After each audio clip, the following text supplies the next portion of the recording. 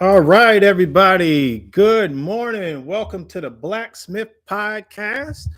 We are starting our new series over here, The Village Mindset. But before we get into it, I'm your host, Will B. Thank you for joining me today. And this is our first live that we are doing over here. So hopefully the sound is good. I got my mic set up, camera set up, ready to roll. So, what are we talking about with the village mindset? What is this all about? Well, I can tell you. Let me see. All right. Have you ever heard the saying, it takes a village?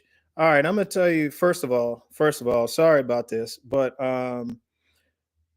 this is my first live. Usually I'm used to recorded content.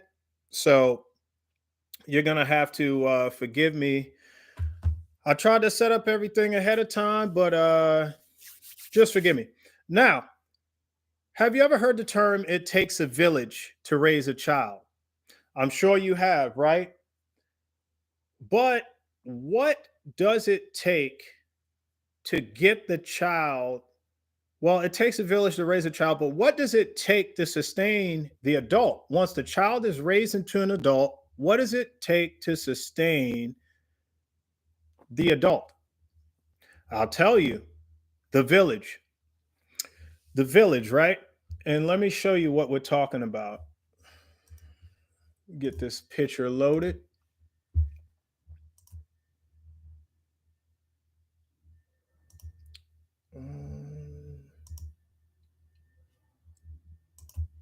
Right here.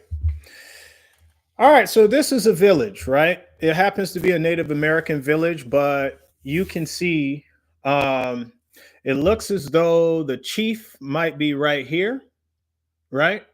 It looks like the chief could be here. Usually they were arrayed a little different, but the chief is somewhere here, right? There's always a leader, and it was always well known who the leader was. There wasn't any factions or anything like that. There was a point blank period, a chief, right? That was the leader of the village, a man that was strong, a man who could make decisions, a man that had sound logic, a man that took advice from the other elders of the village, right? He never just led completely by himself, but the final decision was his, right?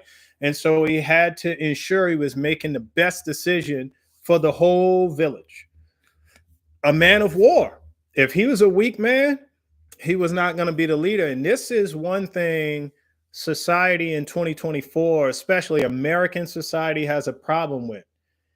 He had to be a warrior. He had to have the power in order to defend his positions, in order to defend his vision. If he wanted to expand his village westward, and there was another group of Native Americans, another tribe that I'm only using Native Americans because they're on the picture here. But if he wanted to expand his village westward, and there was another group of people there, guess what? You either parlay with them, and if that goes wrong, you got to go to war. Your vision is to go westward, and if you yourself, and guess what? Him himself, he's out there fighting as well. He's like the kings of old, like in England and whatnot. They were out there not in front lines, but they were on that horse. Sooner or later, when the whole army charges, that king is charging down there, sword, buckler, horse, everything, and getting in that battle. Because how can you respect a leader who is not willing to go to war for his own vision? All right. So when that child is now an adult, okay, you have to also, that child has to also have the village to sustain them. They don't just go out into the world and strike out on their own.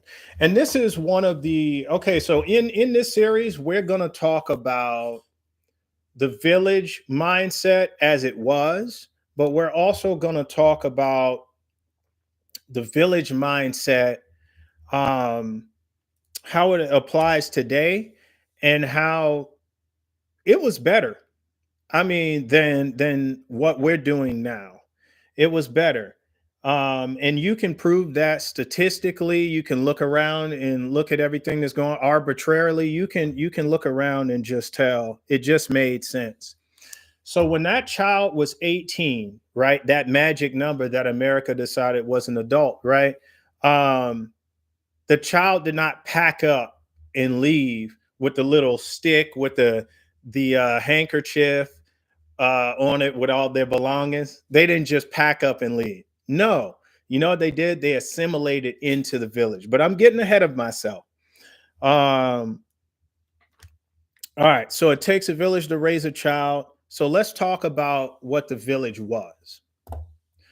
The village was your community. The village was your family. The village was your daycare. The village was your school. The village was your college. You know that after high school education, where do you think it came from? It was the village, right?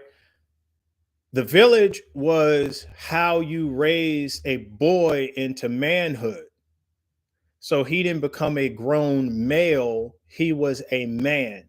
And not because of his age and gender, but because of principle, but because he knew enough and was accepted in, and he was accepted into or by the other men of the village, and he was looked at and revered as a man. And that always came with a test, right? Same thing for women, but we're going to focus on the men. Okay, let's talk about that. So let's start with the child. The child. The child was born into the village. Sorry, I'm taking some notes here, right? The child was born into the village to a mother and a father who became mom and dad. Okay. Now you can look around our society and see that your mother's not necessarily your mom and your father's not necessarily your dad. Okay, that's a big difference in the village mindset and America in 2024. I love America. I'm American, but we could be better at some things, right? And it's good to recognize that, right? So the child was born in a two-parent household, okay? And they were his parents, biological parents. We're going to deal with the boys, okay?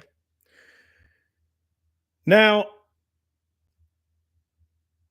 when it comes to his first 6 to 8 years of life, let's go with seven. Seven's a magic number, right? First 7 years of life, what can he expect? He can expect to be with mom and the women for that time, for the bulk of that time. Okay. So we're going to take a note here. 7 years with the women. All right. And why is this? Right. Um, so it's important to know how the village function. Let's say, it's light outside. You see that it's light outside, right? You're in my forge right now, right? It's light outside. So let's say that's the crack of dawn, right?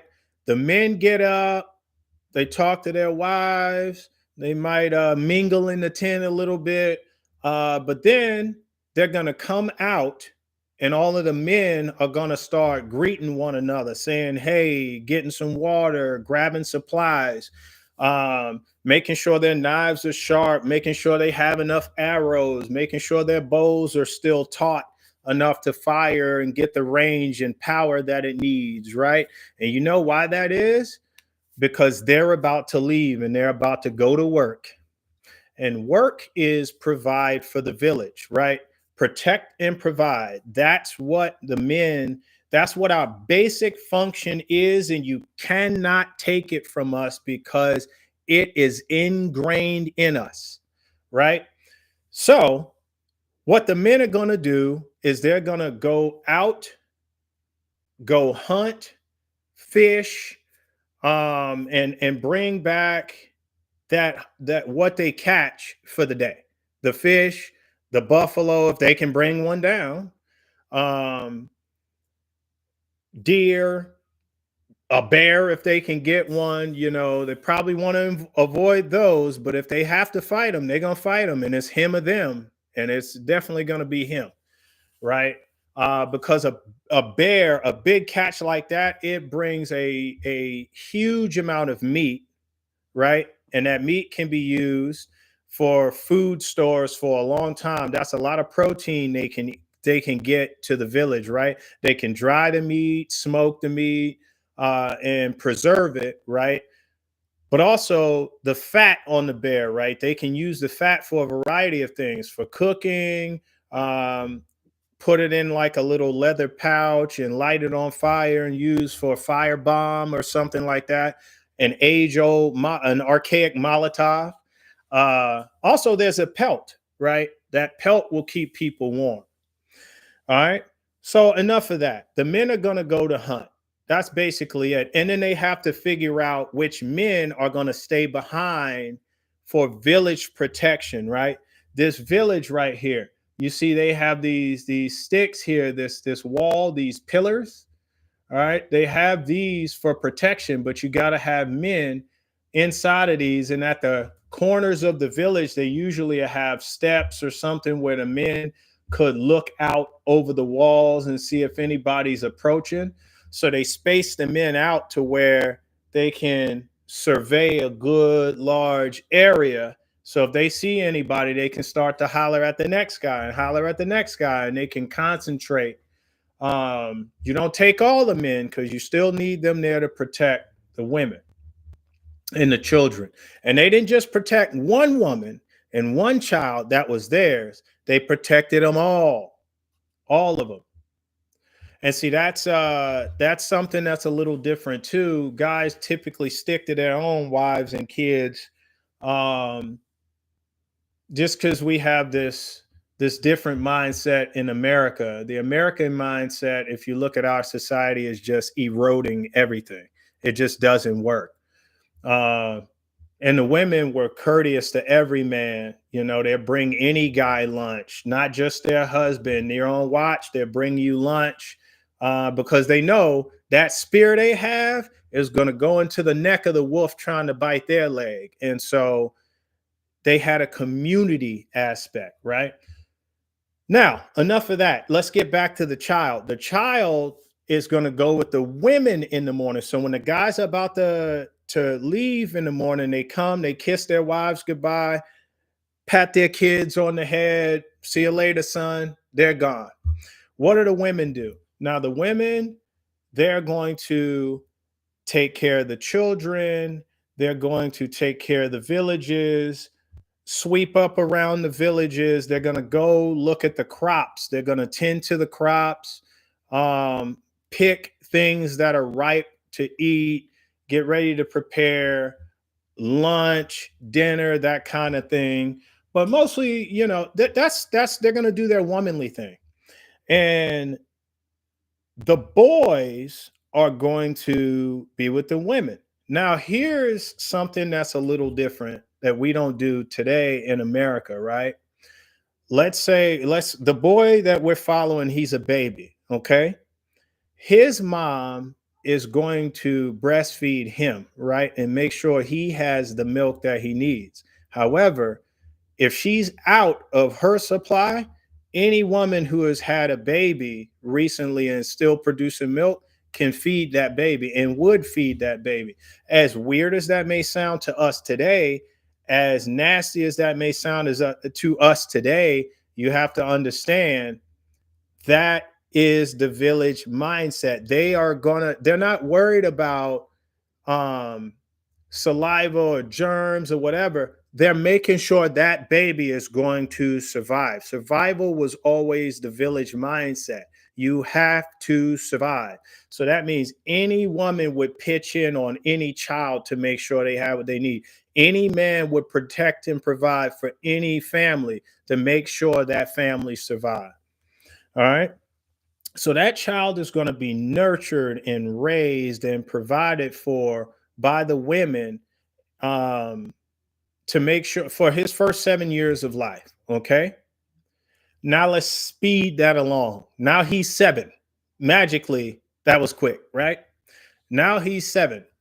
Now, on his 7th birthday, the men have a celebration day because tomorrow, baby boy, life is about to get very different. So he wakes up the same way. He thinks, see you later, dad. All right, guys. All right. Deuces. I'm walking away with mom. And they're like, hey, Junior, where you going? I I was going to the no, no, no. No, come here, son. Oh, okay. This is a little different. You need to say goodbye again. Mwah. All right, dad. See you. Fist butt. All right. Boom. Where you going, Junior? Uh, we already said goodbye. Remember, we do the, you know, and it's like, no, no, you going with us. I'm doing what? You going with us. You going outside the walls. Come on, son. Uh, what? Let's go, boy. Mommy is, yeah, you going with your dad. You going with the men. You sure that's a, because you get it. They go with the men now, right? And what happens is the men are going to take them and it's time to train them. All the 7-year-old boys, welcome. Welcome to the fold. Welcome to the madness that is man. And we are going to now train you. And what does that training consist of? The art of warfare. Okay. They're going to teach them to be a man. But what does that even mean? I think that phrase, teach them to be a man or manhood or all these buzzwords, they're empty. They're empty nowadays, especially in our culture in America. If you're watching this from somewhere else, then okay, maybe you don't know what I'm talking about. But this manhood thing, this is really just an open word. People don't know what this even means anymore, right? Because we have gone so far left, and I don't mean politically. That's not what I'm talking about. But we have gone so far off the beaten path of how things traditionally worked and were designed to be. So boys need to learn the art of warfare, right? And I will say one reason, let me jump to the left real quick. I will say one reason why the mindset has shifted from the village mindset is because the world is so technologically advanced and safe now, right? At least here in America, right? We have uh, walls, so to speak, from animals, right? You don't just see bears in your backyard. You can't wake up with a wolf snacking on your ankle because you have 4 walls and doors that lock and stuff. We have streets with cars to get where you need to get very quickly, right? You don't have to have horses and be out in the rain, get rained on. When you have snow, you got plows to get it up. You got shovels to get it up. You don't have to walk out there and create moccasins to walk on top of it or be cold. You got heaters. You have insulation in houses and stuff like that. We're so technologically advanced. We have toilets. You don't have to leave your tent and go to the hole so that you can poop out in the cold, and you don't have to have people on watch 24/7 outside your walls in order to stop neighboring villages from attacking and stuff like that. You don't have that. So that's one reason why the village mindset has been lost, and we don't teach boys the art of warfare anymore, right? Because the world's just different. But we still kind of do it a different way. We teach them being competitive, putting them in martial arts, which is what the village did. They all learned to fight. It's not like the nerd in 3rd grade needs to learn in order to defend himself. No, all the boys learn to defend themselves. They learn the art of warfare because war could break out at any time, right? We put them in sports, football, a highly competitive, very physical sport. Basketball, highly competitive. I would say less physical than football because you're not allowed to foul. In football, you're going to hit, and that's not considered a foul. It's just how and when you hit and different things that could draw penalties. But this is one way we still do it. Teach them the art of warfare. We teach them to be competitive and things of that nature by putting them in sports. But back then, they're going to teach you to punch another boy in the face, and you're going to get punched in the face. And when you bleed, when your nose gets hit a little bit, if you flick your nose hard enough, your eyes are going to water. I was trying to elicit that on camera, but you got that mechanism inside your head that won't let you hit yourself hard enough to hurt yourself. So I flicked it and it's still ringing, but can't hurt myself. So they're going to teach him the art of warfare. You're going to punch this boy in his face. You boys are going to fight. Punch him in the face. You get punched in the face. And now we would say child abuse and stuff. I get it. It's archaic. It's kind of Cro-Magnon manish. I get it. We don't do that anymore, but we're talking about the village mindset. So they're going to teach them how to hip toss another boy. They're going to teach them how to be hip tossed. They're going to teach them wrestling moves. They're going to teach them how to choke somebody out because this was the village mindset, warfare, right? And I think you guys get it, but when we got to delve into this, because if we only scratch the surface, then you don't really get an appreciation for how that mindset needs to come back, right? Warfare, it makes boys strong, not weak. That's why when they're 7 years old, they get taken from the women and they go with the men, because only men can raise a boy into a man.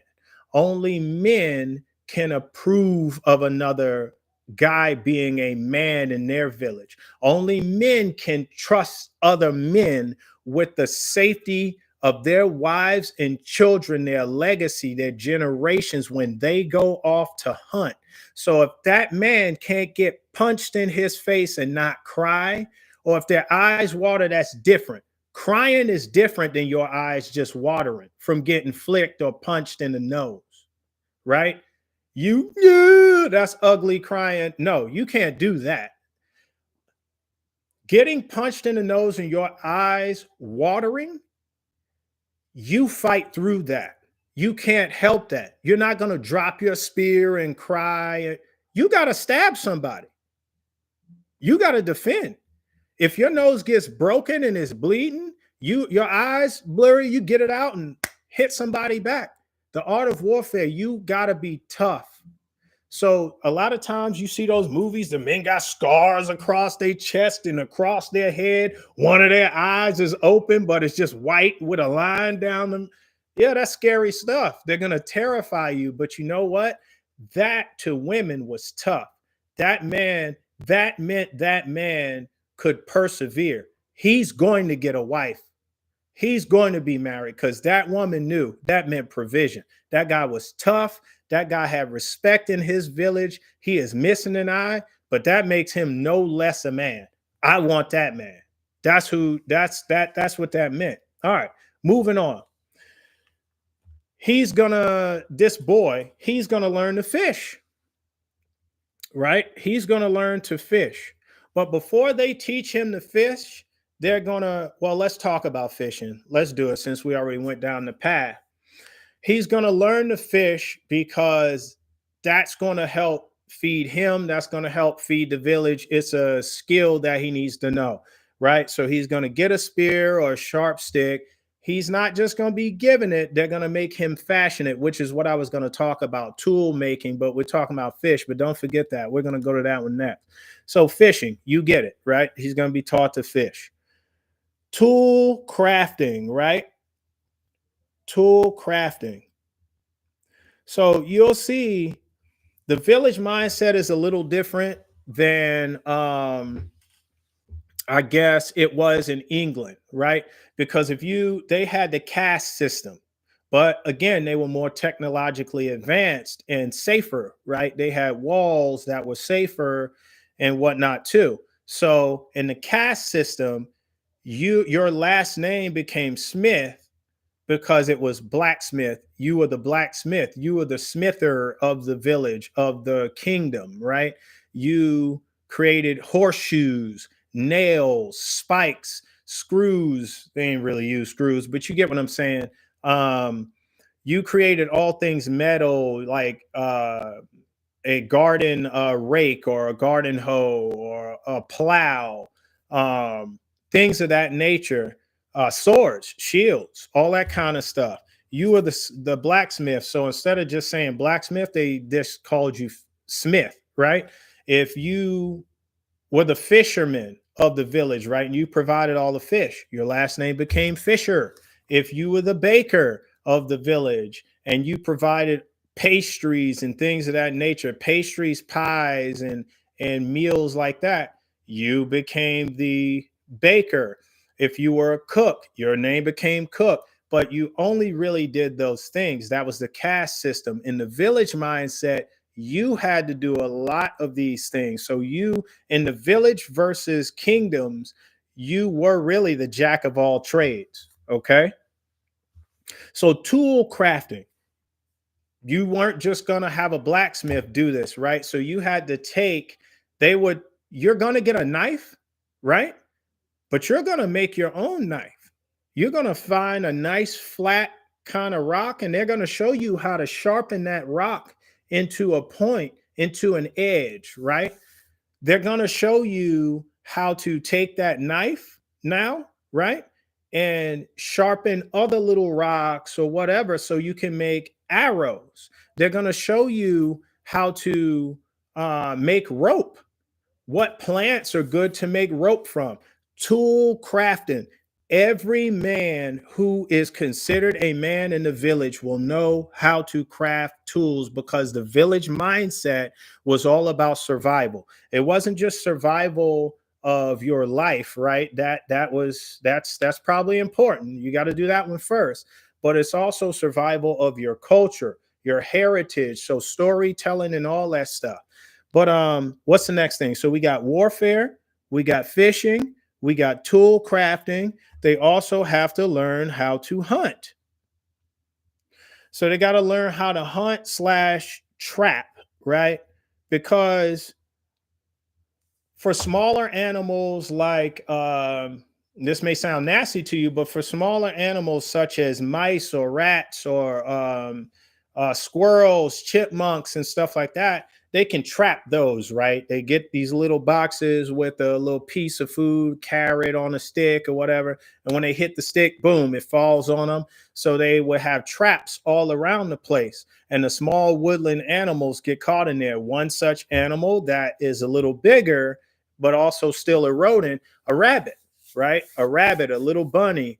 They're going to catch that rabbit. And, if he's big enough, they will slice his throat and cut him up, right? If he's not big enough, they could still keep him and raise him, right? So the village, they also ended up raising animals as well. And sometimes it's to help them plow the fields, like an ox or a buffalo, I should say, or something like that.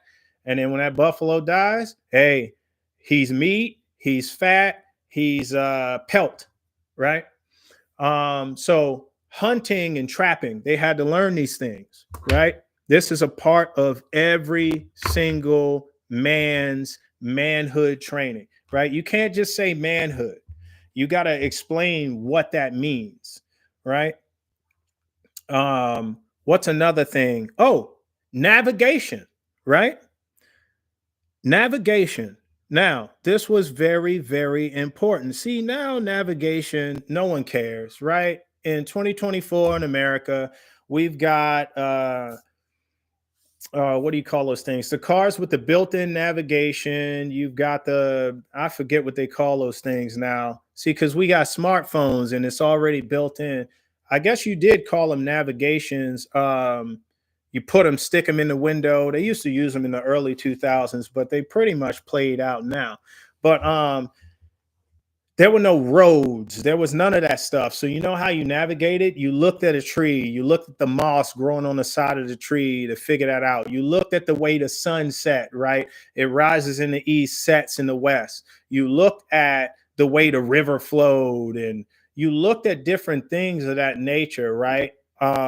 And you use the mountains or the hills or the trees to see how the sun is setting, all kinds of stuff to find your direction. So they taught them navigation during the day. And then there was also celestial navigation, right? So they utilized the stars and the moon and stuff like that at night in order for them to find their way. Because again, it's about survival. What if you don't make it back to the village before nightfall? How do you find your way back? Navigation, celestial navigation. You used to have to, when you're walking, keep like a registry of how many clicks or miles you went and what the different directions you went. Did you pass by a running river on your right? Was there a pond on your left? Well, then you know, coming back to the village, the river should be now on your other side. The pond should be on the other side. I didn't say it because I forgot which side I said it was. However, if you go back and the river was on your right the first time, now it needs to be on your left if you're going back the way you came. The pond, if it was on your left, now needs to be on your right. They taught them stuff like that. This was all a part of manhood, right? So navigation, very, very important, right? um Making decisions, all right. Leadership. See, it wasn't just the chief that was the leader. You had to, they would give you a problem, right? And you would have to figure out how to solve the problem. Um, they would craft an issue for you. They would have one of the guys go ahead of everybody else in the morning or something, like, just go with me. This is an example, right? And they would say, hey, he went out and he's lost in the woods. Hey, we need you to lead us in order to find him. And so you'd have to navigate in the woods, and maybe they would give you clues as to where he said he was going to hide and see if you can find him, right? They would fake like a guy got injured, right? And let's say it was a bear attack and they're simulating his leg is broken. Can you make a splint, right? What's the best way to do it? Do you move them?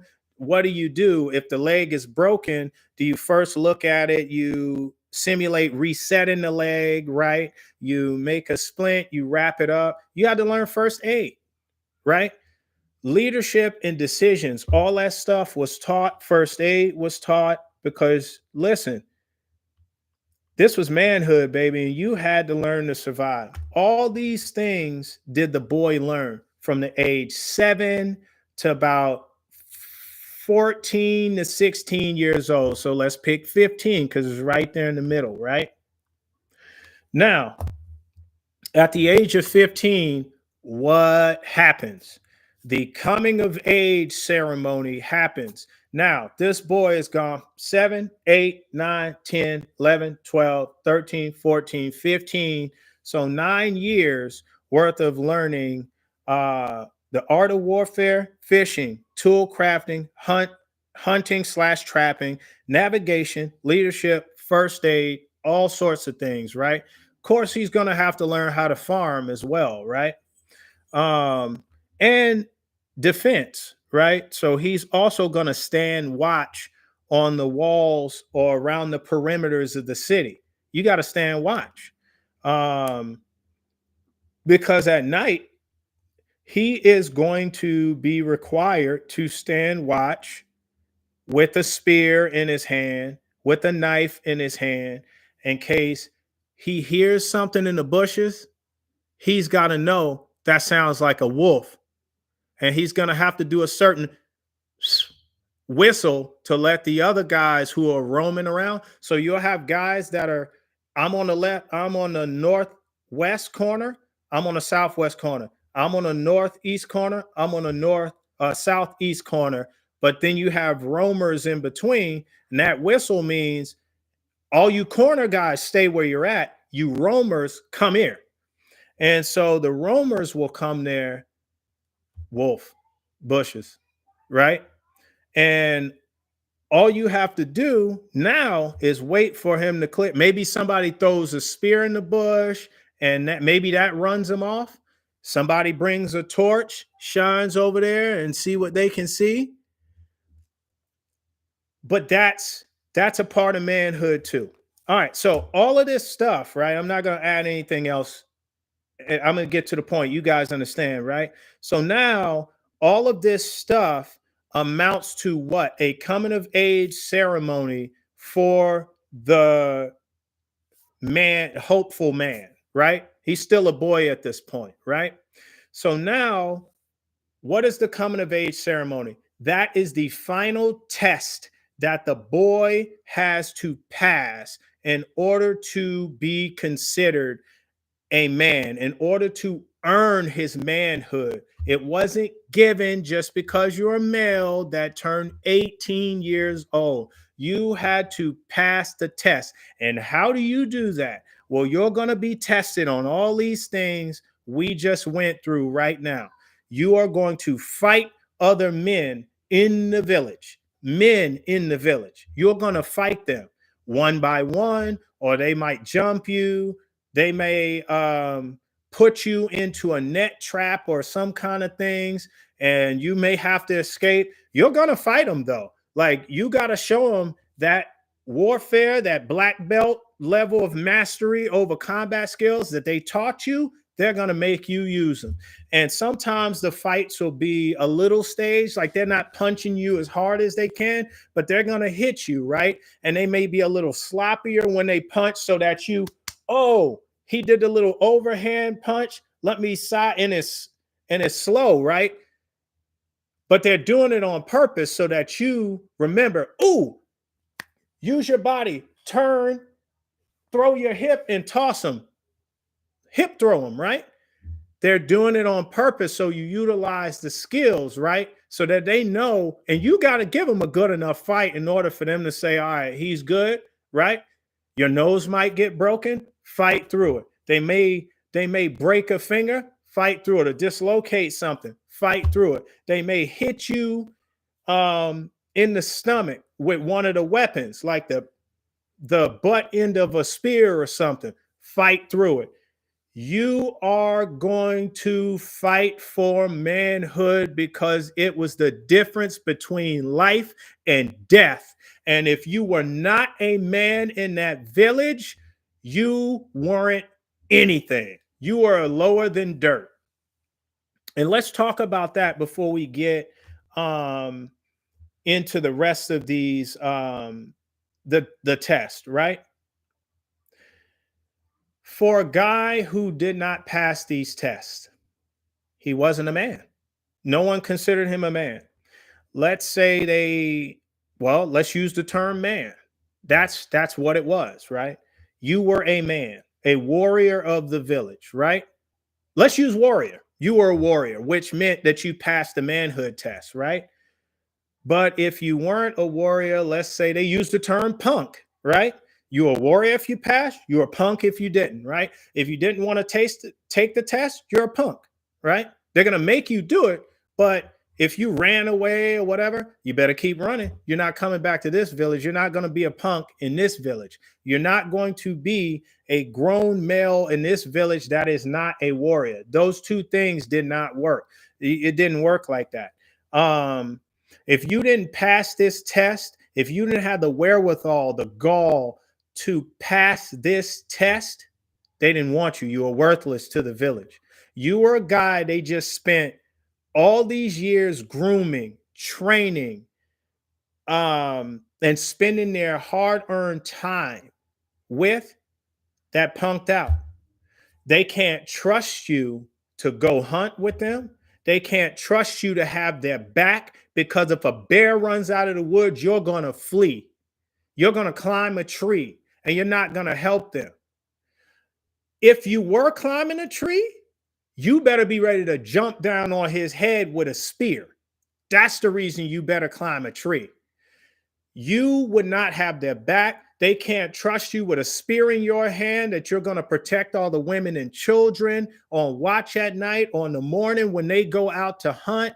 You can't hunt. You can't fish. They're not leaving you around their families. You're a punk. So you're not getting married. No woman wants to marry you. No kid will respect you. They're going to spit and throw things. This was life or death. That does not exist anymore in 2024 in America. That doesn't exist. We do not fight for manhood as a principled thing. We're 18, we're a man now, right? And so remember, this is the village mindset, okay? All right. So now let's get back to this test. So let's talk about it. The art of warfare. Now, every village was different. You may have to fight the other men hopefuls, right? The other 15-year-olds that are becoming men. They may have a tournament. And even if you lost in the first round or like a free for all, even if you lost, if you fought to the satisfaction of the men by using all the skills and stuff, and even when you were like, if this was an RPG, you were out of hit points, you found your courage and scraped up, you drug your body back to your feet, and you even tired, you're swinging, and they knocked you out. That's a warrior. He's going to fight to the last drop. It's not necessarily that he didn't win. He fights to the last drop. And if he understands that, that's a warrior, right? So let's say check, you passed the warfare test, right? Whether you have to fight the men of the village, one of them, a few of them, the other hopefuls. If they have a large group, you also fight the other hopefuls, right? Now, they're going to send you out there to fish. Now, these villages, I mean, they had to make sure you're a man. So guess what? It's just not, oh, let's go fish. Craft your own sharp stick to go spear, and I need you to catch a certain amount of fish or a certain size fish. I need you to have accuracy. So 4 out of 5 throws, you need to nab a fish. So check. Let's say he can fish. Okay. Now next, craft me a spear.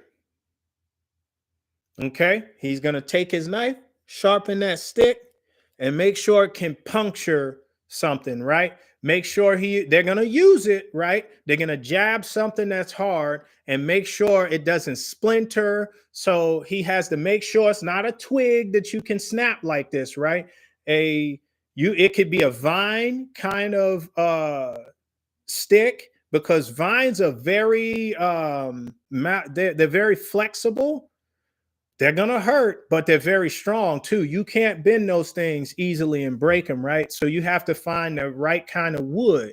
Do you try to chop down a tree? Do you look for a stick on the ground? When you see a stick on the ground, do you know what kind of wood it is? Oak is harder than like pine, right? You have to know that, right? So you got me a spear, craft me a knife, craft me an axe, pick the right kind of rock, sharpen that rock, tie it up with the right kind of vines or twigs, or you get what I'm saying, not twigs, but things that when you hammer away, they don't break, right? So tool crafted, you may have to do that, right?